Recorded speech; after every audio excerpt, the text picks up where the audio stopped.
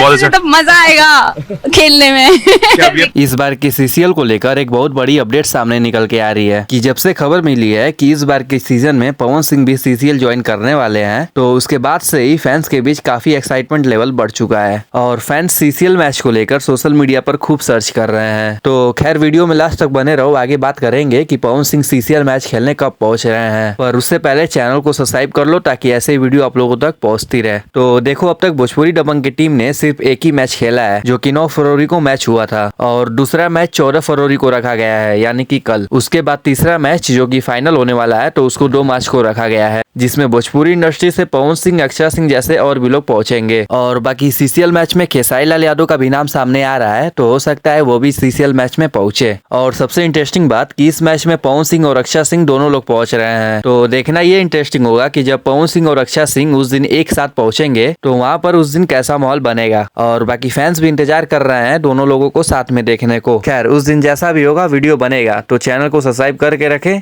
और शेयर कर दें वीडियो को। मिलते हैं बहुत जल्द किसी नए वीडियो के साथ में।